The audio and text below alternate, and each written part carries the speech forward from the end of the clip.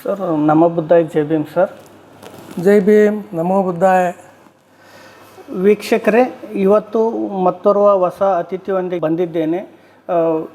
ಇವತ್ತು ಶ್ರೀಯುತ professor Ravindra D Gadkar sir ಅವರು 17 ವರ್ಷ ಮಧ್ಯಪ್ರದೇಶ ರಾಜ್ಯದ ಇಂದೋರ್ ಜಿಲ್ಲೆಯ ಮಹು ಅನ್ನೋಂಥ ಪ್ರದೇಶದಲ್ಲಿ Baba Saheb Ambedkar National Institute of Social ಸೈನ್ಸಲ್ಲಿ 17 ವರ್ಷ ಪ್ರೊಫೆಸರ್ ಆಗಿ ಸೇವೆ ಸಲ್ಲಿಸಿದ್ದಾರೆ. ಅದೇ ರೀತಿಯಾಗಿ ಅವರ ಮದರ್ ಸ್ಟೇಟ್ ಆಗಿರೋಂಥ ಕರ್ನಾಟಕದ ಕುವೆಂಪು ಯೂನಿವರ್ಸಿಟಿಯಲ್ಲಿ ಬಂದು 12 ವರ್ಷವನ್ನು ಸೇವೆಯನ್ನು ಸಲ್ಲಿಸಿದ್ದಾರೆ. ಅದೇ ರೀತಿಯಾಗಿ ಸೆಂಟ್ರಲ್ ಗೌರ್ಮೆಂಟಿನ ಬೇರೆ ಬೇರೆ ಉದ್ಯೋಗದಲ್ಲಿ 7 ವರ್ಷವನ್ನು ಸೇವೆಯನ್ನು ಸಲ್ಲಿಸಿದ್ದಾರೆ. ತುಂಬ ಉತ್ತಮವಾದಂಥ ಸೇವೆಯನ್ನು ಸಲ್ಲಿಸಿ ನೂರಾರು ವಿದ್ಯಾರ್ಥಿಗಳಿಗೆ ಹೊರಗಡೆಯನ್ನು ತಂದಿದ್ದಾರೆ. ವಿಶೇಷವಾಗಿ ಸಮಾಜ ಕಾರ್ಯ ಮತ್ತು ಸಂಶೋಧನೆಯಲ್ಲಿ ಪರಿಣಿತಿ ಹೊಂದಿರುವಂಥ ಗಡ್ಕರ್ ಸರ್ ಅವರು ಇತ್ತೀಚೆಗೆ ಬಾಬಾ ಸಾಹೇಬರ 125ನೇ ವರ್ಷದಲ್ಲಿ ಡೀಮ್ಡ್ ಯೂನಿವರ್ಸಿಟಿಯನ್ನು ಬ್ರಾಸ್ ಆಗಿ ಬದಲಾಯಿಸಲಾಗಿದೆ. Baba Saheb Ambedkar University of Social Sciences ಅಂತೇಳಿ ಬದಲಾಯಿಸಲಾಗಿದೆ. ಅಂಥ ವಿಶ್ವವಿದ್ಯಾಲಯದಲ್ಲಿ ಸೇವೆಯನ್ನು ಸಲ್ಲಿಸಿದ್ದಾರೆ. ವಿಶೇಷವಾಗಿ ಸರ್ ಅವರು ಟಾಟಾ ಇನ್ಸ್ಟಿಟ್ಯೂಟ್ ಆಫ್ ಸೋಷಲ್ ಸೈನ್ಸಲ್ಲಿ ಮಾಸ್ಟರ್ ಆಫ್ ಸೋಷಲ್ ವರ್ಕ್ ಮಾಡಿರೋದು ಕೂಡ ತುಂಬ ಖುಷಿಯ ವಿಚಾರ. ಇಂಥ ಸಂದರ್ಭದಲ್ಲಿ ಸರ್ ಅವರು ವಿಶೇಷವಾಗಿ ಆರ್ಟಿಫಿಷಿಯಲ್ ಇಂಟೆಲಿಜೆನ್ಸ್ ಸಂದರ್ಭದಲ್ಲಿ ಕನ್ನಡದಲ್ಲಿ ಮಾತನಾಡಲು ತುಂಬ ಉತ್ಸುಕತೆಯನ್ನು ತೋರ್ತಾ ಇದ್ದಾರೆ. ಸರ್ ಅವರು ಕೃತಕ ಬುದ್ಧಿಮತ್ತೆಯ ಯುಗದಲ್ಲಿ ಯುವಕರು ವೃತ್ತಿ, ವಿಜ್ಞಾನ ಮತ್ತು ಅಂಬೇಡ್ಕರ್ ಚಿಂತನೆಯ ದಾರಿ ಕುರಿತು ಮಾತನಾಡಲಿದ್ದಾರೆ. ತಮ್ಮೆಲ್ಲರ ಪರವಾಗಿ ಸರ್ ಅವರಿಗೆ ಈ ವಿಷಯದ ಕುರಿತು ನಮ್ಮ ವೀಕ್ಷಕರಿಗೆ ಹೇಳಬೇಕೆಂದು ಅವರಲ್ಲಿ ಕೇಳಿಕೊಳ್ಳುತ್ತೇನೆ. Sir please. Thank you doctor Krishna. ಎಲ್ರಿಗೂ ಜೈ ಭೀಮ್, ನಮೋ ಬುದ್ಧಾಯ. ಇವತ್ತಿನ ಒಂದು ಟೈಟಲ್ ಏನಿದೆ ಅದು ಬಹಳ ಮಹತ್ವಪೂರ್ಣ ಅಂತ ನನಗೆ ಅನ್ನಿಸ್ತಾ ಇದೆ. ಯಾಕೆಂದರೆ ಇದು ಒಂದು AI ಯುಗ. ಈ AI ಯುಗದಲ್ಲಿ ವಿಶೇಷವಾಗಿ ಅದರ ಒಂದು ಪ್ರಭಾವದಲ್ಲಿ ಬಂದಂಥ ಒಂದು ಜನ ಏನಿದೆ ಅದು ಯುವಕರು. ಹೀಗಾಗಿ ಈ ಒಂದು AI ಯುಗದಲ್ಲಿ ವಿಶೇಷವಾಗಿ ನಮ್ಮ ಫೋಕಸ್ಸು ಏನು ಅಂತಂದರೆ ಯುವಕರು. ಸೊ ಯುವಕರು ಅಂದರೆ ಯಾರು ಅಂತ ನಾವು ಡಿಫೈನ್ ಮಾಡ್ಬೋದು ಬೇರೆ ಬೇರೆ ಅರ್ಥದಲ್ಲಿ. ಬಟ್ ವಿಶೇಷವಾಗಿ ಇವಾಗ ನಾವು ನೋಡಿದ್ದೇವಲ್ಲ, ಜೆನ್ಜಿ ಮೂಮೆಂಟ್ ಅಂತೇಳಿ ಒಂದು ಕೇಳಿದ್ದೆವು ನೇಪಾಳನಲ್ಲಿ, ಹೌದಾ? ಅದು 1997 ಮತ್ತು 2012 ಒಂದು 28 ವಯಸ್ಸಿನ ಒಳಗಡೆ ಇರ್ತಕ್ಕಂಥ ಜನರಿಗೆ ಜೆನ್ಜಿ ಅಂತ ಕರೀತಾರೆ, ಯುವಕರನ್ನು ಕರೀತಾರೆ. Normally it goes up to 35 to 40 years also. ಈ ಒಂದು ಯುವಕರೇನಿದ್ದಾರೆ, ಈ ಯುವಕರ ವಿಶೇಷವಾದಂಥ ಸಮಸ್ಯೆಗಳು, ಅವರ ಒಂದು ಓರಿಯೆಂಟೇಷನ್ನು, ಅವರ ವಿಚಾರಧಾರೆಗಳು ಏನಿದ್ದಾವೆ ಅಂತ ತಿಳ್ಕೊಂಡು ಅವರ ಕರಿಯರ್ ಯಾವ ಥರ ಇದೆ, ಯಾವ ಥರ ಆಗ್ಬೋದು ಅನ್ನೋ ಒಂದು ವಿಷಯಗಳನ್ನು ನಾವು ಇವಾಗ ಚರ್ಚೆ ಮಾಡೋಣ. ಸೊ ಯುವಕರು ನಾರ್ಮಲಿ ಟೋಟಲಿ ಡಿಫ್ರೆಂಟ್ ಗ್ರೂಪಾಗಿ ಈಗ ಬೆಳೀತಾ ಇದೆ. ಅದರಲ್ಲಿ 2 ಪ್ರಕಾರದ ಗ್ರೂಪ್ ಅಂತ ನಾವು ಹೇಳ್ಬೋದು. ಒಂದು highly influenced by AI, artificial intelligence ಏನಿದೆ ಆ ಟೆಕ್ನಾಲಜಿ ಡ್ರೈವನ್ ಗ್ರೂಪ್ ಒಂದು ಎಮರ್ಜ್ ಆಗ್ತಾ ಇದೆ ಡಿಜಿಟಲ್ ವರ್ಲ್ಡ್ನಲ್ಲಿ. ಇನ್ನೊಂದು ಸ್ವಲ್ಪ ಭಿನ್ನವಾಗಿದೆ. ಸೊ ಅವ್ರ ಇಬ್ಬರದ ಮೇಲೆ ಥೋಡ ಭಿನ್ನವಾದಂಥ ಪ್ರಭಾವ ಇದೆ. ಬಟ್ ವಿಶೇಷವಾಗಿ ಯುವಕರೇನಿದ್ದಾರೆ ಶಾಲೆ ಕಾಲೇಜುಗಳಿಗೆ ಹೋಗ್ತಾರೆ, ಹೌದಾ? ಅಲ್ಲಿ ಜ್ಞಾನಾರ್ಜನೆ ಮಾಡ್ತಾರೆ, ಡಿಗ್ರಿಗಳು ತಗೊಳ್ತಾರೆ, ಅದಾದಮೇಲೆ ಕರಿಯರ್ ಸಲುವಾಗಿ ಹೋರಾಟ ಮಾಡ್ತಾರೆ. ಆದರೆ ವಿಶೇಷವಾಗಿ ಈ ಒಂದು ಸಂದರ್ಭದಲ್ಲಿ ಹೇಳಬೇಕಂದ್ರೆ unemployment is A biggest problem. ಇದು ಎಲ್ರಿಗೂ ಗೊತ್ತಿದೆ. ಅನ್ಎಂಪ್ಲಾಯ್ಮೆಂಟು ಇರೋದರಿಂದ ನಮ್ಮ ಯುವಕರಲ್ಲಿ ತುಂಬ ಗೊಂದಲ ಇದೆ, ಒಂದು ಟೆನ್ಷನ್ ಇದೆ. ಇದು ಆಲ್ ಓವರ್ ವರ್ಲ್ಡ್ ಅಲ್ಲ, ವಿಶೇಷವಾಗಿ ನಮ್ಮ ಇಂಡಿಯಾದಲ್ಲಿ ಅನ್ಎಂಪ್ಲಾಯ್ಮೆಂಟ್ ವಿಷಯದಲ್ಲಿ ಸಾಕಷ್ಟು ಯುವಕರು ಪ್ರೊಟೆಸ್ಟ್ ಮಾಡ್ತಾ ಇದ್ದಾರೆ. ಆದರೆ ಅದಕ್ಕೆ ಯಾವುದೂ ಸಾಲ್ಯೂಷನ್ ಸಿಗ್ತಾ ಇಲ್ಲ. ಈ ಸಂದರ್ಭದಲ್ಲಿ ನಾನು ಪ್ರಸ್ತುತ ಮಾಡಿದ ಹಾಗೆ 3 ಕಾನ್ಸೆಪ್ಟ್ ನಾನು ಹೇಳಿದೆ. ಮೊದಲನೇದು ಏನು ಅಂತಂದರೆ ಅವ್ರ ಕರಿಯರು, ಹೌದಾ? ಎರಡನೇದು ವಿಜ್ಞಾನ ಕ್ಷೇತ್ರದಲ್ಲಿ ಅವರ ಓರಿಯೆಂಟೇಷನ್ನು, ಅದೇ ಥರ ಯಾವ ಪ್ರಕಾರದ ಐಡಿಯಾಲಜಿ ಅವ್ರ ಹತ್ರ ಇದೆ. ಆ 3 ಅಂಬೇಡ್ಕರ್ ಪರ್ಸ್ಪೆಕ್ಟಿವ್ನಲ್ಲಿ ನಾವು ನೋಡೋ ಪ್ರಯತ್ನ ಮಾಡೋಣ. ಸೊ ಮೊದಲನೇದಾಗಿ ಕರಿಯರ್ ಅಂದ ತಕ್ಷಣ ನಾರ್ಮಲಿ ನಾವು ಸೈಕಾಲಜಿಕಲಿ ಕೆಲವೊಂದು ಟೆಸ್ಟ್ಗಳಿರ್ತವೆ, ಕೆಲವೊಂದು ವಿಚಾರಗಳಿದ್ದಾವೆ, ಕೆಲವೊಂದು ಥಿಯರೀಸು ಮಾಡೆಲ್ಸು ಇದ್ದಾವೆ.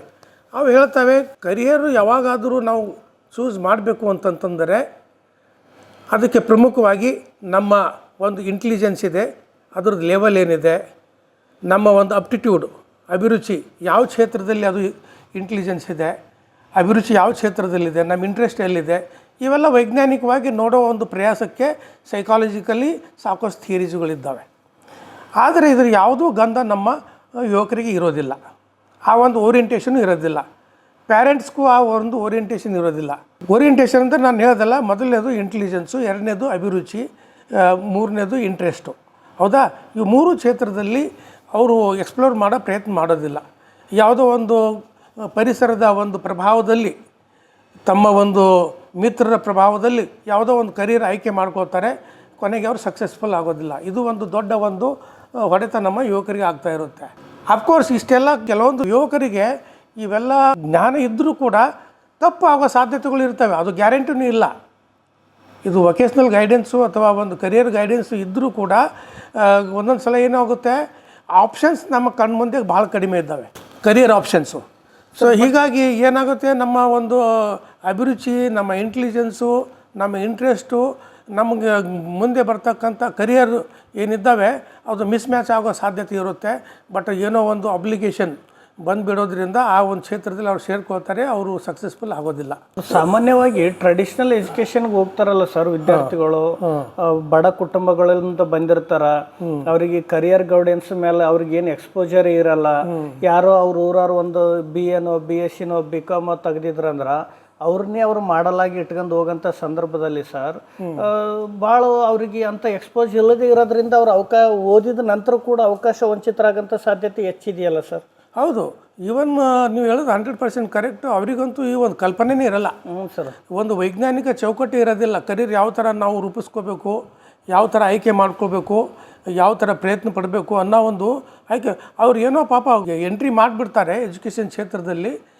ಅದಾದಮೇಲೆ ಎಲ್ಲೋ ಒಂದು ಕಡೆ ಅದು ಎಲ್ಲಿಗೆ ಎಳ್ಕೊಂಡು ಹೋಗುತ್ತೆ ಅಲ್ಲಿ ಹೋಗ್ಬಿಡ್ತಾರೆ. ಹೌದು ಸರ್, ಅವರಿಗೆ ಒಂದು ಗುರಿ ಇರಲ್ಲ. ಹೌದಾ? ಅದಕ್ಕೆ ಒಂದು ಬಟ್ ಗುರಿ ಇರಬೇಕಾದ್ರೆ ಅದಕ್ಕೆ ನಮ್ಮಲ್ಲಿ ಇರ್ತಕ್ಕಂಥ ಸಾಮರ್ಥ್ಯಗಳು ಅದಕ್ಕೆ ಆ ಗುರಿಗೆ ಅದು ಸಪೋರ್ಟಿವ್ ಇರಬೇಕು. ಅದು ಸಪೋರ್ಟಿವ್ ಇಲ್ಲ ಅಂತಂದರೆ ಏನೂ ಉಪಯೋಗ ಆಗಲ್ಲ. ಸೊ ಇದು ನೀವು ಹೇಳೋದು 100% ರೈಟು. ಟ್ರೆಡಿಷ್ನಲ್ ವೇನಲ್ಲಿ ನಮ್ಮ ಮಕ್ಕಳು ಏನಿದ್ದಾವೆ ಪಾಪ ಅವರು ಟ್ರಯಲ್ ಆ್ಯಂಡ್ ಎರರ್ ಒಂದು ಮೆಥಡ್ನಲ್ಲಿ ಕಲಿತಾರೆ, ಮುಂದೆ ಹೊರಿತಾರೆ, ಬಟ್ ಪ್ರಯತ್ನ ಮಾಡ್ತಾರೆ. ಬಟ್ ಸ್ವಲ್ಪ ಅದಕ್ಕೆ ಒಂದು ವೈಜ್ಞಾನಿಕ ಚೌಕಟ್ಟಿನಲ್ಲಿ ಮಾಡಿದ್ರೆ ಸ್ವಲ್ಪ ಈಸಿ ಆಗುತ್ತೆ. ಅದು ಆಗ್ತಾ ಇಲ್ಲ. That is one missing element in this. ಇದು ಭಾಳ ಮಹತ್ವವಾದಂಥ ವಿಷಯ ನೀವು ಹೇಳೋದು ಹಾಗೆ. ಕರಿಯರ್ ವಿಷಯದಲ್ಲಿ ಇದೊಂದು ಚೌಕಟ್ಟು ಇರಬೇಕು.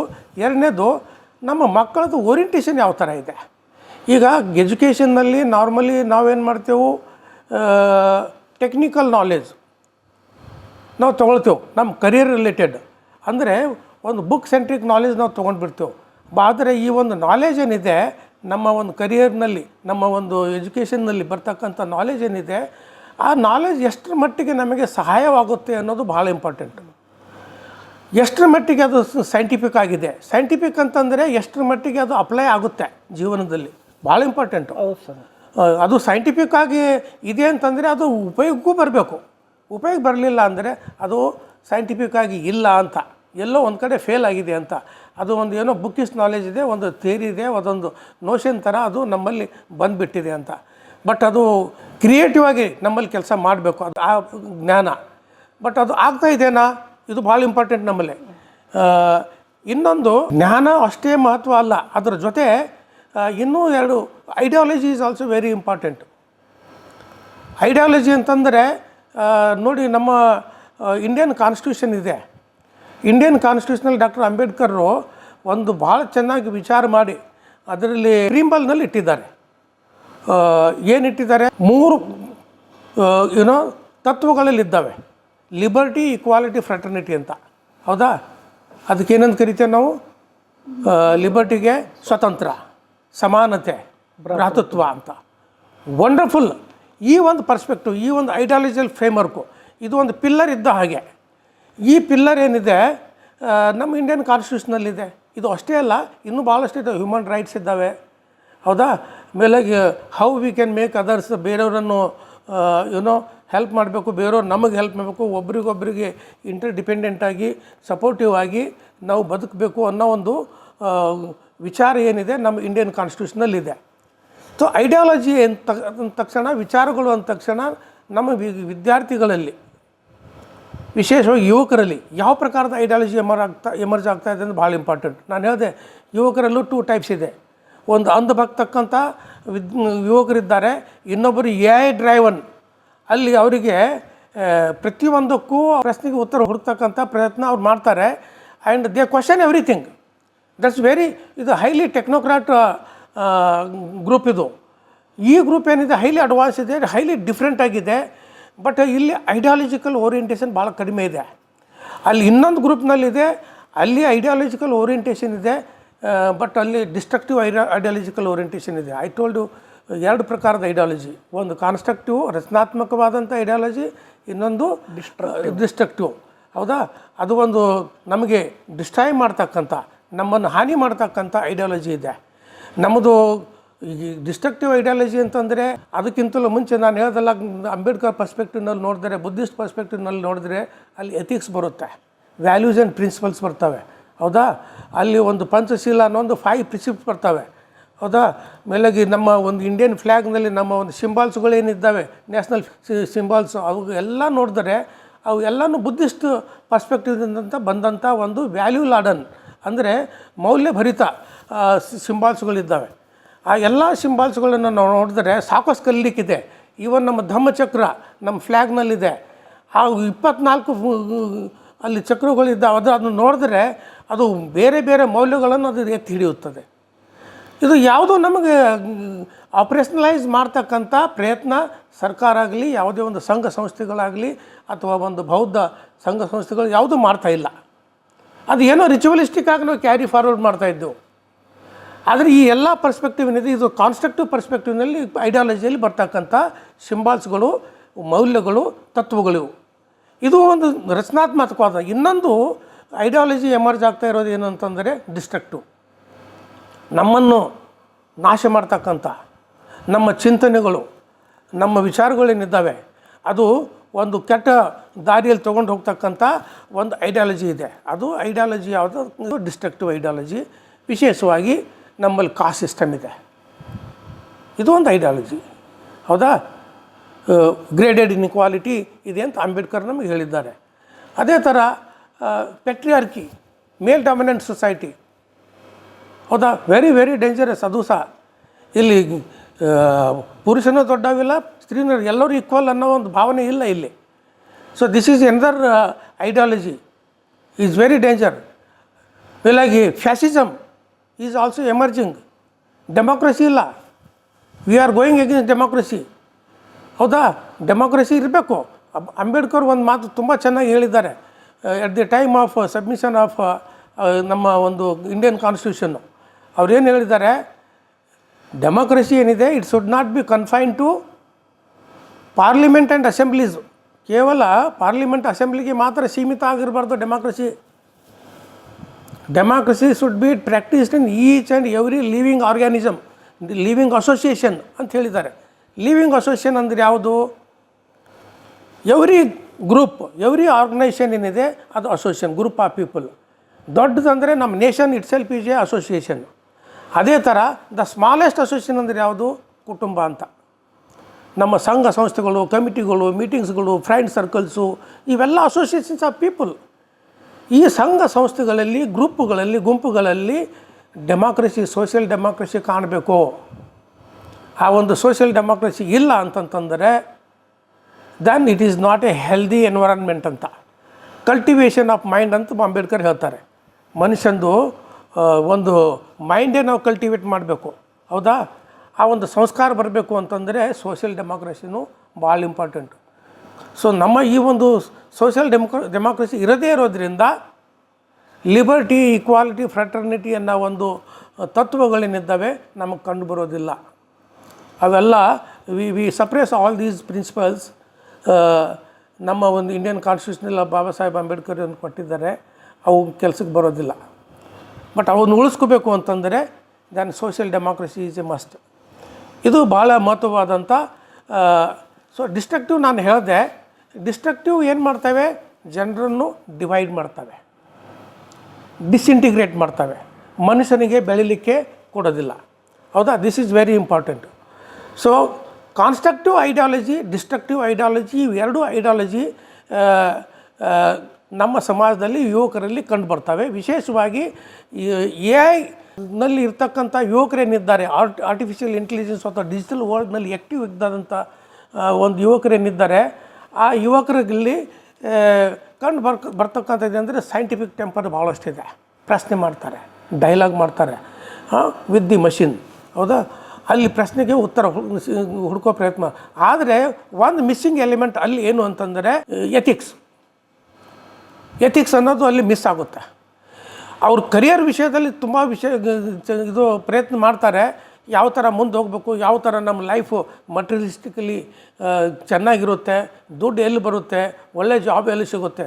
ಬಟ್ ಆದರೆ ಅಂಬೇಡ್ಕರ್ ಪರ್ಸ್ಪೆಕ್ಟಿವ್ ಅಥವಾ ಬುದ್ಧಿಸ್ಟ್ ಪರ್ಸ್ಪೆಕ್ಟಿವ್ ನಾವು ತೊಗೊಂಡ್ರೆ ಅಲ್ಲಿ ಈ ಪ್ರತಿಯೊಂದ್ರ ಜೊತೆ ಎಥಿಕ್ಸ್ ಅನ್ನೋದು ಭಾಳ ಇಂಪಾರ್ಟೆಂಟು.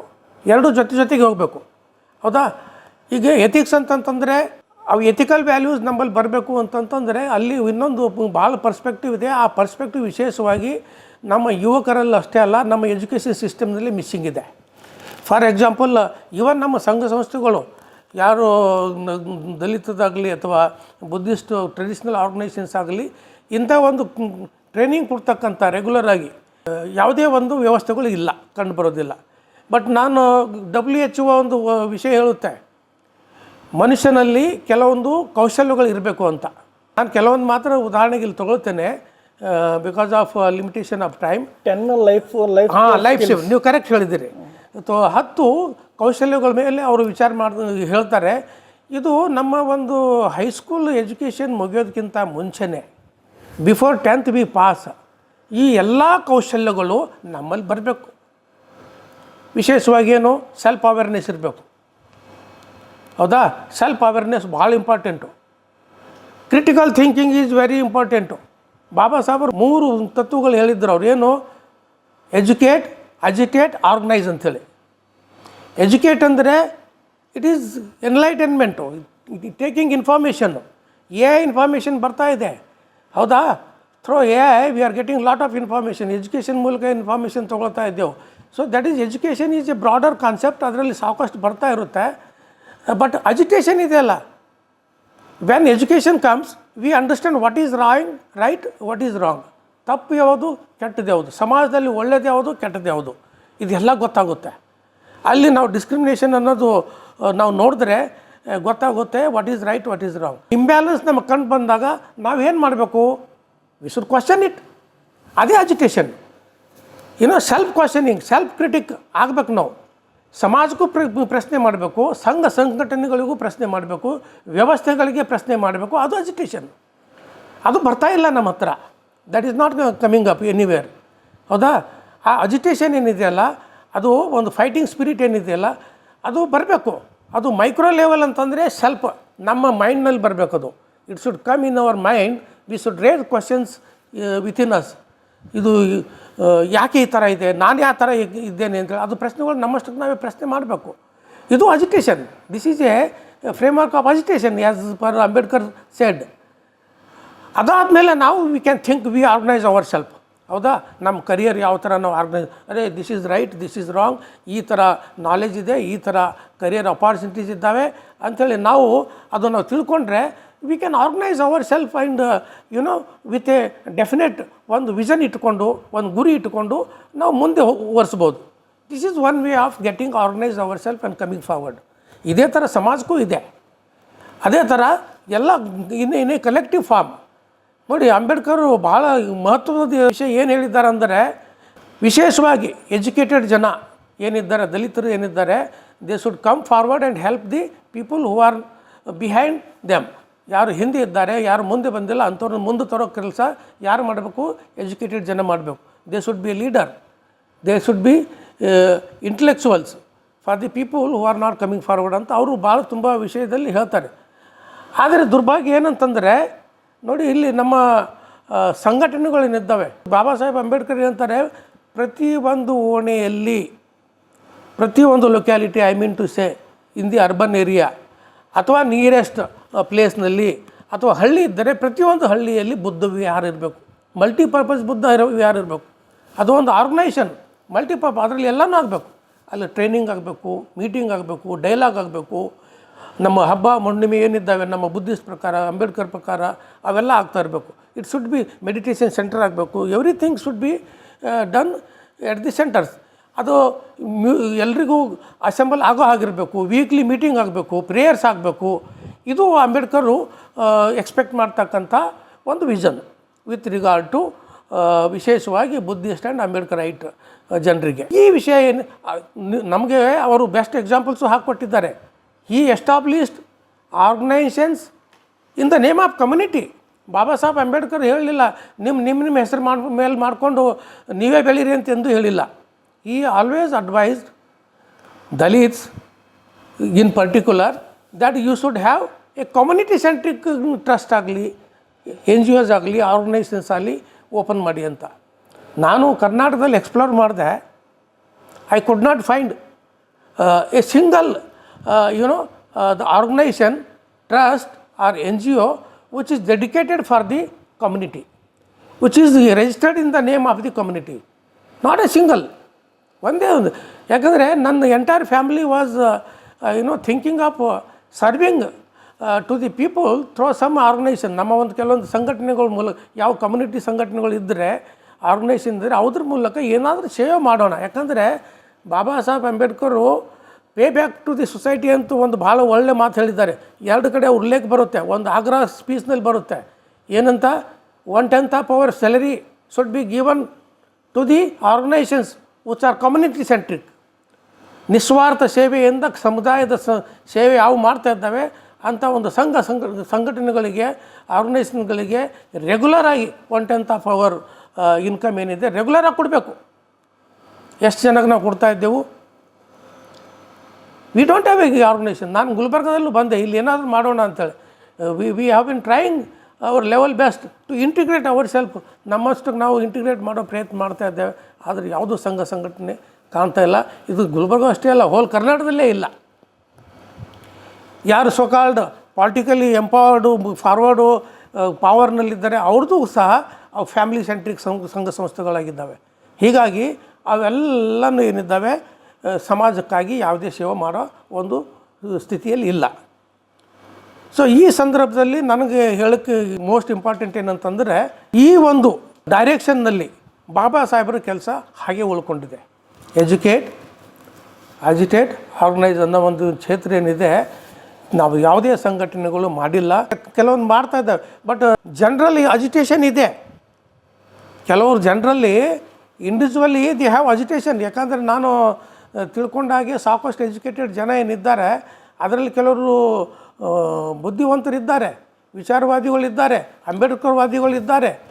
ಆದರೆ ಯಾವುದೇ ಒಂದು ಪ್ಲಾಟ್ಫಾರ್ಮ್ ಸಿಗ್ತಾ ಇಲ್ಲ.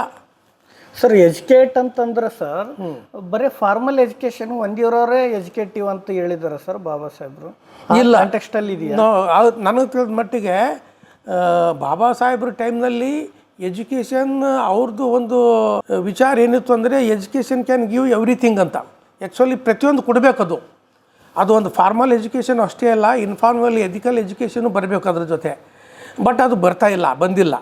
ಬಟ್ ಎಜುಕೇಷನ್ ಅಂದರೆ ಅವ್ರದ್ದು ಬ್ರಾಡರ್ ಕಾನ್ಸೆಪ್ಟ್ನಲ್ಲಿ ಒಂದು ಎಥಿಕಲ್ ಎಜುಕೇಷನು ಬರಬೇಕು.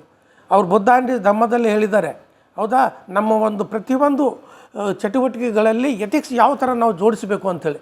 ಇವನ್ ಬಿಸ್ನೆಸ್ ಮಾಡಬೇಕಾದ್ರೂ ಕೂಡ ಎಥಿಕ್ಸ್ ನಾವು ಯಾವ ಥರ ಅದಕ್ಕೆ ಜೋಡಿಸಬೇಕು ಅನ್ನೋದು ಭಾಳ ಹೇಳಿದ್ದಾರೆ. ಬಟ್ ಆ ಪಾತ್ರ ಟೋಟ್ಲಿ ಮಿಸ್ ಆಗಿದೆ ನಮ್ಮಲ್ಲಿ, ಹೌದಾ. ಒಂದು ಸ್ಕಿಲ್ ಅನ್ನೋದು ನಮ್ಮಲ್ಲಿಲ್ಲ, ಹೌದಾ. ಕೌಶಲ್ಯಗಳಿಲ್ಲ. ಕೌಶಲ್ಯಗಳಂದರೆ ಟೂಲ್ಸ್ ಇದ್ದಂಗೆ, ಹೌದಾ. ನಾವು ಏನಾದರೂ ಕೆಲಸ ಮಾಡಬೇಕಾದ್ರೆ ಟೂಲ್ಸ್ ಬೇಕು. ಆ ಟೂಲ್ಸೇ ಇಲ್ಲ. ಆ ಟೂಲ್ಸ್ ಜೊತೆ ನಮಗೆ ಎಥಿಕಲ್ ಮಾರಲ್ಸ್ ವ್ಯಾಲ್ಯೂಸ್ ನಮ್ಮಲ್ಲಿ ಇರಬೇಕು, ಪ್ರಿನ್ಸಿಪಲ್ಸ್ ಇರಬೇಕು, ಹೌದಾ. ಆ ಪ್ರಿನ್ಸಿಪಲ್ಸ್ ಇಲ್ಲ. ಸರ್, ಭಾಳಷ್ಟು ಯೂನಿವರ್ಸಿಟಿಗಳು ಸರ್ ಅವರೆಲ್ಲ ಏನು ಎಜುಕೇಷನ್ ಅಂತ ಹೆಸ್ರ ಮೇಲೆ ಬಹುತೇಕ ಜನ ಫಾರ್ಮಲ್ ಎಜುಕೇಷನ್ನೇ ಕೊಡ್ತಾರೆ. ಅದು ಒಂದು ಥರ ಟ್ರೆಡಿಷ್ನಲ್ ಆಗಿ ಬಂದಿದೆ. ಅಲ್ಲಿ ಏನು ಸ್ಕಿಲ್ ಇಲ್ದೇ ವಿದ್ಯಾರ್ಥಿಗಳು ಹೊರ ಬರ್ತಾ ಇರೋದ್ರಿಂದ ಸರ್ ಅಲ್ಲಿ ನಿರುದ್ಯೋಗ ತುಂಬಿ ತುಳುಕ್ತಾ ಇದೆ. ಇಂಥ ಸಂದರ್ಭದಲ್ಲಿ ಸ್ಕಿಲ್ಡ್ ಎಜುಕೇಷನ್ ಎಷ್ಟು ಮಹತ್ವ ಇದೆ ಸರ್? ಹೌದು, ಇದು ಸ್ಕಿಲ್ ನಾರ್ಮಲಿ ನೋಡಿರಿ, ಸ್ಕಿಲ್ ಅನ್ನೋದು ಈಗ ಕೌಶಲ್ಯಗಳೇನಿದ್ದಾವಲ್ಲ ಅಫ್ಕೋರ್ಸ್ ಅಲ್ಲಿ ಎರಡು ಪ್ರಕಾರ ಕೌಶಲ್ಯ ಹೇಳ್ಬೋದು ನಾವು. ಒಂದು ನಮ್ಗೆ ಜಾಬಿಗೆ ಬೇಕಂತ ನಮ್ಮ ಕರಿಯರ್ಗೆ ಬೇಕಂತ ಸ್ಕಿಲ್ಸ್ ಅದು ಇರಲಿ, ಅದು ಕೆಲವೊಂದು ಇನ್ಸ್ಟಿಟ್ಯೂಟ್ಸ್ಗಳು ಕೊಡ್ತಾ ಇದ್ದಾವೆ. ಆದರೆ ಜೀವನಕ್ಕಾಗಿ ಬೇಕಾದಂಥ ಕೌಶಲ್ಯಗಳು, ಆ ಕೌಶಲ್ಯಗಳು ನೀವೇ ಹೇಳಿದ್ರಲ್ಲ 10 ಸ್ಕಿಲ್ಸು WHO ಹೇಳಿದೆ ಅಂತ. ಆ ಸ್ಕಿಲ್ ಇರಲಾರ್ದ ಮಟ್ಟಿಗೆ 4ರಲ್ಲಿ ಒಬ್ಬ ವ್ಯಕ್ತಿ ಈಗ ಸಫರ್ ಆಗ್ತಾ ಇದ್ದಾನೆ. He is in anxiety, he is mental patient. ನಮ್ಮ ಯುವಕರಲ್ಲಿ 1 in 4 ಈ ಸಫರಿಂಗ್ ಫ್ರಮ್ ಸ್ಟ್ರೆಸ್ ಇದೆ. Why? Because he doesn't have skills. ಆ ಟೂಲ್ಸ್ಗಳು ಇಲ್ಲ. ಆ ಟೂಲ್ಸ್ಗಳು ಇದ್ದರೆ ಏನಾಗುತ್ತೆ, he can cope up with the ಸ್ಟ್ರೆಸ್ಸಿಗೆ ಮ್ಯಾನೇಜ್ ಮಾಡ್ತಕ್ಕಂಥ ಸಾಮರ್ಥ್ಯ ಆ ವ್ಯಕ್ತಿಯಲ್ಲಿ ಇರುತ್ತೆ. ಆ ಸಾಮರ್ಥ್ಯ ಇಲ್ಲ. ಸರ್, ಫಾರ್ಮಲ್ ಎಜುಕೇಷನನ್ನು ತಕ್ಕೊಂಡು ಅದ್ರ ಜೊತೆ ಒಂದು ಸ್ಕಿಲ್ಡ್ ಇರೋಂಥ ಒಂದು ಎಜುಕೇಷನ್ಗೆ ಹೋಗ್ಬೇಕಾದ್ರೆ ಅದು ತುಂಬ ದುಬಾರಿ ಆಗಿದೆ ಸರ್. ಅದು ಬಡವ್ರ ಮಕ್ಕಳಿಗೆ ಸಿಗಲ್ಲ. ಅದು ಇಲ್ಲ, ಹಾಗೇನಿಲ್ಲ. ಅದು ದುಬಾರಿ ಇಲ್ಲ. ಸ್ಕಿಲ್ ಯಾವಾಗ ಬರುತ್ತೆ? ಸ್ಕಿಲ್ಲು ಇಂಟ್ರ್ಯಾಕ್ಷನ್ದಿಂದ ಬರುತ್ತೆ ಸರ್. ಇದು ಇನ್ಕಮ್ ಜನರೇಟಿಂಗ್ ಬೇಕಾಗಿರೋಂಥ ಸ್ಕಿಲ್ ಬಗ್ಗೆ ಅಂತ ಇದ್ದೀನಿ ಸರ್. ಇಲ್ಲ, ಇನ್ಕಮ್ ಅದು ನೀವು ಹೇಳೋದು correct. Income generating related skills ಎಲ್ಲ ಬರಬೇಕು ಅಂದರೆ ಅದಕ್ಕೆ ಬೇಕಾದಂಥ ಕೆಲವೊಂದು ಸ್ಟ್ಯಾಂಡರ್ಡ್ ಇನ್ಸ್ಟಿಟ್ಯೂಟ್ಸ್ ಬೇಕು, ಅದರಿಂದ ಬರುತ್ತೆ ಅದು. ಹೌದಾ? ಒಂದು ಲೈಫ್ ಸ್ಕಿಲ್ ಬೇಕು ಅಂತಂತಂದರೆ life skill is very important also at the same time. ಹೌದಾ? ಲೈಫ್ ಸ್ಕಿಲ್ಲು ಮತ್ತು ನಮ್ಮ ಒಂದು ಕರಿಯರ್ ರಿಲೇಟೆಡ್ ಸ್ಕಿಲ್ಸ್ ಏನಿದ್ದಾವೆ ಅದು ನಿಜ. ಪಬ್ಲಿಕ್ ಇನ್ಸ್ಟಿಟ್ಯೂಟ್ಸ್ನಲ್ಲಿ ಕೆಲವೊಂದು ಫೆಸಿಲಿಟೀಸ್ ಇರೋದರಿಂದ ಸಿಗದೇ ಇರ್ಬೋದು, ಅದು ಮಾತು ಬೇರೆ. ಬಟ್ ಅಲ್ಲೂ ಕೂಡ ನಾನು ಹೇಳ್ದಲ್ಲ, ಒಂದು ಕೋರ್ಸ್ ಪ್ರಕಾರ ಆ ಒಂದು ಜ್ಞಾನ ಅವರಿಗೆ ಸಿಗಬೇಕು, ಆ ಕೌಶಲ್ಯ ಅವ್ರಿಗೆ ಸಿಗಬೇಕು, ಅದು ಉಪಯೋಗ ಬರಬೇಕು. ಹೌದಾ? ಅದು ಅವರಿಗೆ ಒಂದು ಕರಿಯರ್ ಅಪಾರ್ಚುನಿಟಿ ಕೊಡಬೇಕು. ಬಟ್ ಅದು ಆಗ್ತಾ ಇಲ್ಲ ಸರ್. ಯಾಕಂದ್ರೆ ಸರ್, ಅವ್ರದ್ದು ಪ್ರೈಮ್ ಟೈಮಲ್ಲಿ ಹೌದು ಅವರು ಎಜುಕೇಷನ್ಗೆ ಟೈಮನ್ನು ಇನ್ವೆಸ್ಟ್ ಮಾಡಿರ್ತಾರ.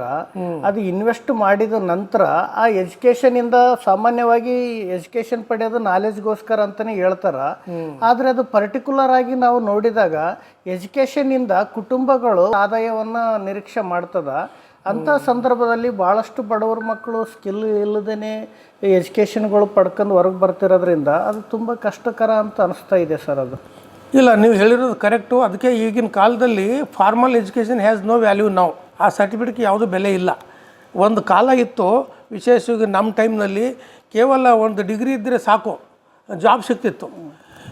ಇವಾಗ ನಾನೇ ನೋಡಿದ್ದೀನಲ್ಲ, ನಮ್ಮ ಸೋಷಿಯಲ್ ವರ್ಕ್ ಡಿಪಾರ್ಟ್ಮೆಂಟ್ನಲ್ಲಿ ಎಷ್ಟೋ ವಿದ್ಯಾರ್ಥಿಗಳು ಪಾಸ್ಔಟ್ ಆಗಿ ಹೋದರು, ಎವ್ರಿಬಡಿ ಗಾಟ್ ಜಾಬ್. ಬಟ್ ಯಾರೂ ಬಂದು ಸರ್ಟಿಫಿಕೇಟ್ ತೊಗೊಂಡು ಹೋಗಿಲ್ಲ. ಯಾಕಂದರೆ ಅವ್ರದ್ದು ನಾಲೆಜು ಮತ್ತು ಸ್ಕಿಲ್ಸ್ ಆಧಾರದ ಮೇಲೆ ಅವ್ರಿಗೆ ಜಾಬ್ ಕೊಟ್ಟರು. ಒಂದೊಂದು ವರ್ಷ ಆಗೋದು ಹೋಗಿ ಅವರು ಸರ್ಟಿಫಿಕೇಟ್ ಕೊಟ್ಟರು. ಅಂದರೆ this is the age of knowledge ಅಂತ, knowledge and skill. So organization should also have the potential youth ಇರಬೇಕಲ್ಲಿ. ಹೌದಾ? ಪೊಟೆನ್ಷಿಯಲ್ ಅಂತಂದರೆ ಅವರಲ್ಲಿ ನಾಲೆಜ್ ಇರಬೇಕು, ಸ್ಕಿಲ್ಲು ಇರಬೇಕು. At the same time ethical moral values ಅವ್ರಿಗೆ ಇರಬೇಕು. ಇವು ಮೂರು ಇದ್ದರೆ ಮಾತ್ರ ಅವನು ಬದುಕ್ತಾನೆ, ಅದು ಆ ಆರ್ಗನೈಸೇಷನ್ ಬದುಕುತ್ತೆ. ಸರ್, ಈಗ ಸರ್ ಸಾಮಾನ್ಯವಾಗಿ ಸರ್ಕಾರಿ ಸಂಸ್ಥೆಗಳು ಮಿನಿಸ್ಟ್ರಿ ಆಫ್ ಡಿಸ್ಇನ್ವೆಸ್ಟ್ಮೆಂಟ್ ಅಂತಲೇ ಒಂದು ಸಪರೇಟ್ ಸಚಿವಾಲಯನ ಮಾಡಿಗೆಸಿಂದು ಸರ್ಕಾರ ಏಜೆನ್ಸಿಗಳಿಂದ ಫಂಡನ್ನು ವಾಪಸ್ ತಗೊಳ್ತಾ ಇದೆ. ಅಂಥ ಸಂದರ್ಭದಲ್ಲಿ ಹಿಂದುಳಿದ ಜಾತಿಗಳು ಸರ್ಕಾರಿ ನೌಕರಿ ಮೇಲೇ ಅವಲಂಬನೆ ಆಗ್ತಾ ಇದ್ದಾರೆ. ಹಾಗಾಗಿ ಅವ್ರ ಬಗ್ಗೆ ತಮ್ಮ ಅಭಿಪ್ರಾಯ ಏನು ಸರ್? ಅದು ಒಂದು ಪರ್ಟಿಕ್ಯುಲರ್ ಪಾರ್ಟಿದು ಒಂದು ಪರ್ಸ್ಪೆಕ್ಟಿವ್ನಲ್ಲಿ ಅದು ಆಗ್ತಾ ಇದೆ. ಈಗ ಎಷ್ಟು ಜಾಬ್ಸ್ಗಳಿದ್ದಾವೆ ಪಬ್ಲಿಕ್ ಸೆಕ್ಟರ್ಗಳಲ್ಲಿ, ಅವೆಲ್ಲ ಕ್ಲೋಸ್ ಆಗ್ತಾ ಇದ್ದಾವೆ. ಅವೆಲ್ಲ ಅದು ನೋಡಿ, ಅಲ್ಲಿ ಒಂದು ಕಾರಣ ಇರ್ಬೋದು, ಕೆಲಸ ಚೆನ್ನಾಗಿ ಮಾಡದೇ ಇರೋದು. ಆದರೆ ಡಿಸಿಪ್ಲಿನರಿ ಆ್ಯಕ್ಷನ್ ತೊಗೊಂಡು ಮೇಲೆ ಟೆಕ್ನಾಲಜಿ ಕೊಟ್ಟು, ಸಪೋರ್ಟ್ ಕೊಟ್ಟು, ಇನ್ಫ್ರಾಸ್ಟ್ರಕ್ಚರ್ ಡೆವಲಪ್ ಮಾಡಿ ನಮ್ಮ ಒಂದು ಪಬ್ಲಿಕ್ ಸೆಕ್ಟರ್ಸ್ಗಳೇನಿದ್ದಾವೆ ಅದನ್ನು ಡೆವಲಪ್ ಮಾಡೋದು ಬಿಟ್ಟು, ಅದು ಯಾವುದೋ ಒಂದು ಕಾರಣದಿಂದ ಇದು ಇನ್ಎಫಿಷಿಯೆಂಟ್ ಇದೆ, ನಾನ್ ಪ್ರೊಡಕ್ಟಿವ್ ಇದೆ ಅಂತ ಹೇಳ್ಕೊಂಡು ಅವೆಲ್ಲ ಬಂದ್ ಮಾಡೋ ಪ್ರಯತ್ನ ಮಾಡ್ತಾಯಿದ್ದಾರೆ. ಅದಕ್ಕೆ ನೀವು ಹೇಳಿದಾಗೆ ಅವೆಲ್ಲ ಕಮಿಟಿ ಮಾಡಿಕೊಂಡು ಯಾವ ಕ್ಲೋಸ್ ಮಾಡಬೇಕು. ಈಗ ಯಾವುದು ಹೇಳಿ ಪ್ರತಿಯೊಂದು ಕ್ಷೇತ್ರದಲ್ಲಿ ಪ್ರೈವೇಟು ದ ಪ್ಲೇಯರ್ಸನ್ನು ಎಂಟ್ರಿ ಮಾಡಿಸ್ತಾ ಇದ್ದಾರೆ. ಆದರೆ ಅವ್ರು ಎಷ್ಟರ ಮಟ್ಟಿಗೆ ಪೊಟೆನ್ಷಿಯಲ್ ಇದ್ದಾರೆ ಆ ವಿಷಯದಲ್ಲಿ ಚರ್ಚೆ ಆಗ್ತಾ ಇಲ್ಲ. ಹೀಗಾಗಿ ಕ್ವಾಲಿಟಿ ಆಫ್ ಪ್ರಾಡಕ್ಟ್ ಏನಿದೆ, ಕ್ವಾಲಿಟಿ ಆಫ್ ಸರ್ವಿಸ್ ಏನಿದೆ, ಅದು ನಮಗೆ ಸಿಗ್ತಾ ಇಲ್ಲ. It is not coming to us. ಅದು ಒಂದು ದೊಡ್ಡ ಸಮಸ್ಯೆ ಇದೆ. ಬಟ್ ಭಾರತದಂಥ ಒಂದು ದೊಡ್ಡ ದೇಶದಲ್ಲಿ ಪಬ್ಲಿಕ್ ಸೆಕ್ಟರ್ಗಳಿಗೆ ಸಪೋರ್ಟ್ ಮಾಡಬೇಕು.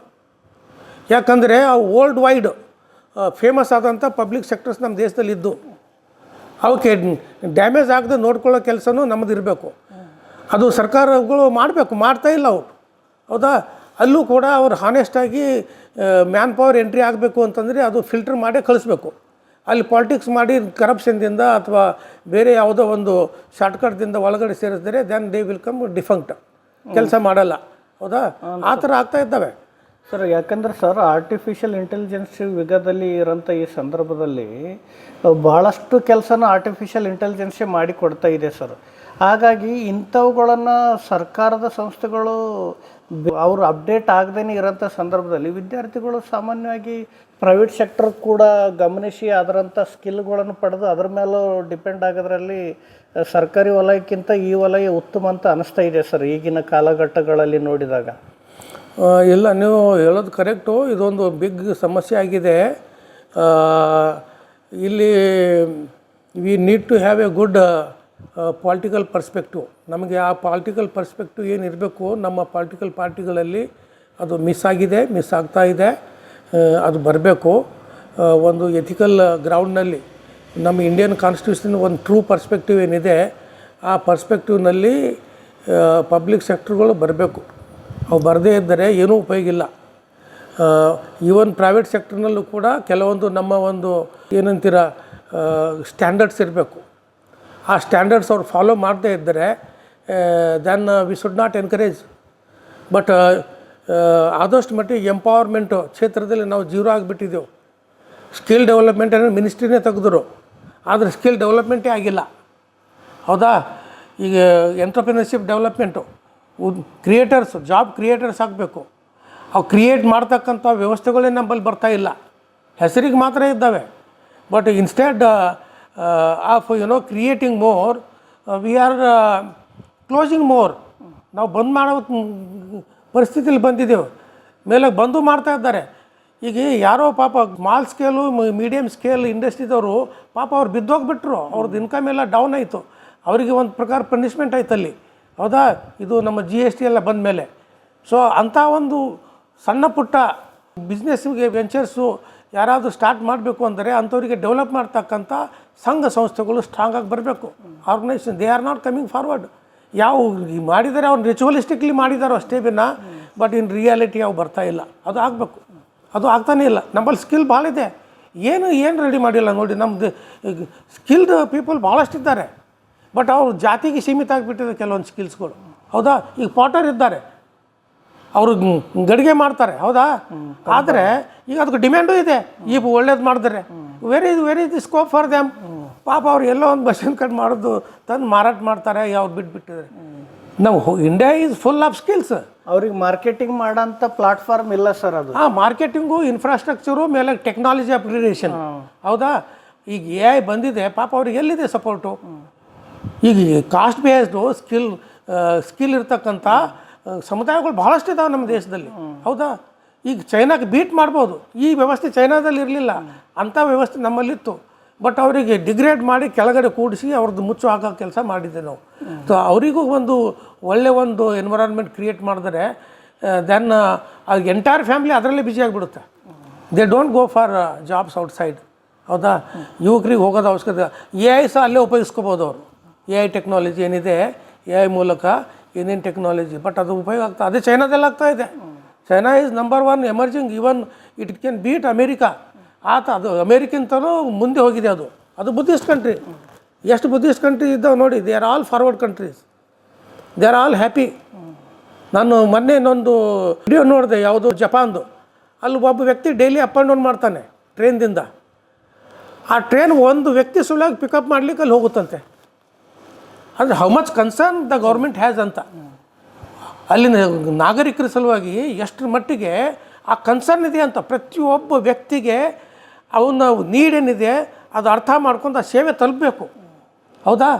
ಇಫ್ ಈಸ್ ಅನ್ಎಂಪ್ಲಾಯ್ಡ್ ದೆನ್ ಅವನಿಗೆ ಏನು ಮಾಡಬೇಕು, ಅವನಿಗೆ ಯಾವ ಥರ ಎಂಪವರ್ ಮಾಡಬೇಕು, ಯಾವ ಥರ ಎಂಪ್ಲಾಯಬಿಲಿಟಿ ಬರಬೇಕು ಅನ್ನೋದು ಸಂಘ ಸಂಸ್ಥೆಗಳು, ಸರ್ಕಾರಗಳು ಮಾಡಬೇಕು. ಮಾಡ್ತಾ ಇಲ್ಲ. That is not coming. So we need radical change. ಇವಾಗ ಆಲ್ಮೋಸ್ಟ್ ನಮ್ಮ ಎಕನಾಮಿಕ್ ಸಿಸ್ಟಮೇ ಕೊಲ್ಯಾಪ್ಸ್ ಆಗಿಬಿಟ್ಟಿದೆ. ಇನ್ನೂ ಭಾಳ ಕೊಲ್ಯಾಪ್ಸ್ ಆಗೋ ಸಾಧ್ಯತೆ ಇದೆ. ಅದಕ್ಕಿಂತ ಮುಂಚೆ ಏನಾದರೂ ಈ ವಿಷಯದಲ್ಲಿ ಸರ್ಕಾರಗಳು ವಿಚಾರ ಮಾಡಿದರೆ, ವ್ಯವಸ್ಥೆ ಮಾಡಿದರೆ ನಮ್ಮ ಯುವಕರನ್ನು ಏನಂತೀರಿ ಒಂದು ಹೆಲ್ದಿ ಎನ್ವೈರನ್ಮೆಂಟ್ ತರ್ಬೋದು. ಇಲ್ಲ ಅಂದರೆ they will create any havoc any problem in the near future ಸಾಧ್ಯತೆ ಇದೆ. ಭಾರತ ಯುವಕರಿಂದ ತುಂಬಿದಂಥ ರಾಷ್ಟ್ರ ಅಂತ ಯಂಗೆಸ್ಟ್ ಕಂಟ್ರಿ ಅಂತ ಹೇಳ್ತಾ ಇದ್ದಾರೆ ಸರ್. ಅಂತ ಯಂಗೆಸ್ಟ್ ಕಂಟ್ರಿನ ಸರ್ಕಾರಗಳು ತುಂಬ ಉತ್ತಮವಾಗಿ ಅವರನ್ನು ಉದ್ಯೋಗ ಕೊಟ್ಟು ಬಳಸಿಕೊಳ್ಳುವ ಸಾಧ್ಯತೆ ಕಡೆಗೆ ಆಲೋಚನೆ ಮಾಡಬೇಕಾಗಿದೆ ಸರ್. ಹೌದು, ನೀವು ಹೇಳೋದು ಸತ್ಯ. ಅವ್ರು ಮಾಡ್ತಾ ಇಲ್ಲ. ಸರ್, ಕೊನೆಯದಾಗಿ ನಮ್ಮ ವೀಕ್ಷಕರಿಗೆ ಏನು ಹೇಳ್ತೀರಿ ಸರ್? ನಮ್ಮ ವಿಶೇಷವಾಗಿ ನಮ್ಮ ಯುವಕರಿಗೆ, ಅವರು ಯಾವುದೇ ಸಮುದಾಯದವರಿರಲಿ, ಧರ್ಮದವರಿರಲಿ, ಜಾತಿಯವರಿರಲಿ, 3 ವಿಷಯಗಳು ಲಕ್ಷ್ಯದಲ್ಲಿರಬೇಕು. ಮೊದಲನೇದಾಗಿ ಲೈಫ್ ಸ್ಕಿಲ್ ನಿಮ್ಮ ಹತ್ರ ಇದೆನಾ? ಜೀವನ ಒಂದು ನಾರ್ಮಲ್ ಆಗಿರಬೇಕು ಅಂದರೆ ಜೀವನಕ್ಕೆ ಬೇಕಾದಂಥ ಕೆಲವೊಂದು ಕೌಶಲ್ಯಗಳು ಬೇಕು ನಮಗೆ. ಆ ಕೌಶಲ್ಯಗಳು ಬರಬೇಕು ಅಂತಂದರೆ ನೀವು ಇಂಟ್ರ್ಯಾಕ್ಟ್ ಮಾಡಬೇಕು, ಜನರ ಜೊತೆ ಹೊಂದ್ಕೊಂಡಿರಬೇಕು. ಇಂಟ್ರ್ಯಾಕ್ಟ್ ಮಾಡಲಿಲ್ಲ ಅಂದರೆ ಆ ಮೌಲ್ಯಗಳು ಬರೋದಿಲ್ಲ. ಯಾಕಂದರೆ ನಮ್ಮ ಮನುಷ್ಯ ಒಂದು ಮಾನವೀಯ ಜೀವನ ಸಾಗಿಸ್ಬೇಕು ಅಂತಂದರೆ ಇಂಟ್ರ್ಯಾಕ್ಷನ್ ವೆರಿ ಇಂಪಾರ್ಟೆಂಟ್. ಆದರೆ ಇಂಟ್ರ್ಯಾಕ್ಷನ್ಗೆ ಅಡ್ಡ ಬರ್ತಕ್ಕಂಥದ್ದು ಏನು ಅಂತಂದರೆ ನಮ್ಮ ಕ್ಲಾಸು, ಶ್ರೀಮಂತರು, ಬಡವರು, ಜಾತಿ ವ್ಯವಸ್ಥೆ, ಹೌದಾ, ಮೇಲಾಗಿ ಮೇಲು ಫಿಮೇಲು, ಈ ಥರ ವಿಂಗಡಣೆ ಮಾಡಿ ಡಿಸ್ಕ್ರಿಮಿನೇಷನ್ ಮಾಡ್ತಾ ಇವೆಲ್ಲ ನಾವು ಬ್ರೇಕ್ ಮಾಡಬೇಕಾಗುತ್ತೆ. ಇವನ್ ಪೆಟ್ರಿಯಾರ್ಕಿ ಇದೆ, ಹೌದಾ, ಇವೆಲ್ಲನೂ ಬ್ರೇಕ್ ಮಾಡಿ ಇಂಟ್ರ್ಯಾಕ್ಷನ್ ಮಾಡಿದ್ರೆ ಇನ್ನೊಬ್ಬರ ಎಥಿಕಲ್ ವ್ಯಾಲ್ಯೂಸ್ ತನ್ನಷ್ಟಕ್ಕೆ ತಾನೇ ಬರ್ತವೆ. ವೆನ್ ಯು ಇಂಟ್ರ್ಯಾಕ್ಟ್, ಅವ್ರು ಯಾವುದೇ ಜಾತಿ ಸಮುದಾಯದಿರಲಿ, ಅವನಲ್ಲಿರ್ತಕ್ಕಂಥ ಪೊಟೆನ್ಷಿಯಲ್ ನಿಮಗೆ ಗೊತ್ತಾಗುತ್ತೆ, ನಿಮ್ಮಲ್ಲಿರ್ತಕ್ಕಂಥ ಪೊಟೆನ್ಷಿಯಲ್ ಅವ್ರಿಗೆ ಗೊತ್ತಾಗುತ್ತೆ. Mutually you benefit each other. ಇದು ಒಂದು ಲೈಫ್ ಸ್ಕಿಲ್ಸ್ ಭಾಳ ಇಂಪಾರ್ಟೆಂಟು. ಇದಕ್ಕೆ ಒಂದೇ ಒಂದು ಮಹತ್ವವಾದಂಥ ಒಂದು ಟೆಕ್ನಿಕ್ಕು ಅಂತಂದರೆ ಇಂಟ್ರ್ಯಾಕ್ಷನ್. ನೀವು ಇಂಟ್ರ್ಯಾಕ್ಷನ್ ಮಾಡ್ತಾಯಿದ್ರಿ, ಬೇರೆ ಬೇರೆ ಸಮುದಾಯ, ಬೇರೆ ಬೇರೆ ಭಾಷೆ, ಬೇರೆ ಭಾಷೆ, ಭೌಗೋಳಿಕ ಕ್ಷೇತ್ರ, ಧರ್ಮ, ಎಲ್ಲರ ಜೊತೆ ಇಂಟ್ರ್ಯಾಕ್ಟ್ ಮಾಡಬೇಕು. You forget religion, caste, language ಇವೆಲ್ಲ ಬಿಟ್ಬಿಡಿ. ಆವಾಗ ಮಾತ್ರ ಮನುಷ್ಯ ಆಗ್ಲಿಕ್ಕೆ ಸಾಧ್ಯ. This is one most important. ಎರಡನೇದು, technically knowledge wise you should be sound. ನಿಮ್ಮ ಕರಿಯರ್ಗೆ ಬೇಕಾದಂಥದ್ದು ಅದು ಎಲ್ಲಿರಬೇಕು? ನಿಮ್ಮ ಒಂದು ವೈಜ್ಞಾನಿಕ ಚೌಕಟ್ಟಿನಲ್ಲಿ ನಿಮ್ಮ ಇಂಟೆಲಿಜೆನ್ಸ್ ಯಾವ ಕ್ಷೇತ್ರದಲ್ಲಿದೆ, ನಿಮ್ಮ ಅಭಿರುಚಿ ಯಾವ ಕ್ಷೇತ್ರದಲ್ಲಿದೆ, ನಿಮ್ಮದು ಇಂಟ್ರೆಸ್ಟ್ ಎಲ್ಲಿ ಹೋದರೆ ನೀವು ಎಂಜಾಯ್ ಮಾಡ್ಬೋದು. ಯಾಕಂದರೆ life is such A thrilling thing. ಅದು ನಮ್ಮ ಮ್ಯಾಚ್ ಆಯಿತು ಅಂತಂದರೆ ವಿ ಎಂಜಾಯ್ ಇಟ್, ಆ ಕರಿಯರು. ಸೊ ಹೀಗಾಗಿ ಈ ಒಂದು ಪರ್ಸ್ಪೆಕ್ಟಿವ್ನಲ್ಲಿ ಫುಲ್ ಆಫ್ ನಾಲೆಜ್ ನಾವು ತೊಗೊಳ್ಳೋ ಪ್ರಯತ್ನ ಮಾಡಬೇಕು, ಸ್ಕಿಲ್ ತೊಗೊಳ್ಳೋ technically. That is one. And third important ಅಂದರೆ ನಾನು ಹೇಳೋದಲ್ಲ, ಐಡಿಯಾಲಜಿ. ನಿಮ್ಮ ವಿಚಾರಗಳೇನಿದ್ದಾವೆ ಅದು ಅಂಧಭಕ್ತಾಗಿ ಬೆಳೆಯೋದಕ್ಕಿಂತಲೂ ವೈಜ್ಞಾನಿಕವಾಗಿ, ಎಥಿಕಲಿ ನೀವು ಬೆಳಿಬೇಕು.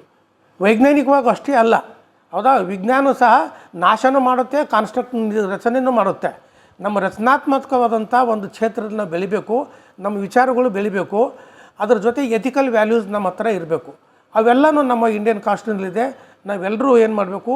Read Indian constitution, try to understand everything what is there in the Indian constitution. ನಮ್ಮ ಸಿಂಬಾಲ್ಸ್ ಇದೆ, ಸಿಂಬಾಲ್ಸ್ ಅರ್ಥ ಏನಿದೆ ಅರ್ಥ ಮಾಡ್ಕೊಳ್ಳಿ, ಹೌದಾ. ಅವೆಲ್ಲನೂ ಅರ್ಥ ಮಾಡಿಕೊಂಡು ನಾವು ನಮ್ಮ ಜೀವನದಲ್ಲಿ ಅಳವಡಿಸ್ಕೊಂಡ್ರೆ ಐ ಥಿಂಕ್ ಯುವಕರೇನಿದ್ದಾರೆ ಅವ್ರು ಹ್ಯಾಪಿಯಾಗಿರ್ಬೋದು, ನಮ್ಮ ದೇಶಕ್ಕೂ ಮುಂದೆ ತರ್ಬೋದು, ಸಮಾಜಕ್ಕೂ ಮುಂದೆ ತರ್ಬೋದು. ಇದೇ ನಾನು ಹೇಳಲಿಕ್ಕೆ ಇಷ್ಟಪಡ್ತೇನೆ. Thank you sir. ಇಷ್ಟೊತ್ತು ನಮ್ಮ ವೀಕ್ಷಕರಿಗೆ ತುಂಬ ಅಮೂಲ್ಯವಾದಂಥ ಸಮಯವನ್ನು ಕೊಟ್ಟು ತುಂಬ ಡಿಫ್ರೆಂಟ್ ಕಾನ್ಸೆಪ್ಟ್ಗಳನ್ನು ಬೇರೆ ಬೇರೆ ಆಯಾಮಗಳಲ್ಲಿ ತಿಳಿಸಿಕೊಟ್ಟಿದ್ರಿ. ಎಲ್ಲ ವೀಕ್ಷಕರ ಪರವಾಗಿ ತಮಗೆ ನಮೋ ಬುದ್ಧಾಯ, ಜೈ Bhim sir. Thank you very much. ಜೈ ಭೀಮ್, ನಮೋ ಬುದ್ಧಾಯ. Thank you.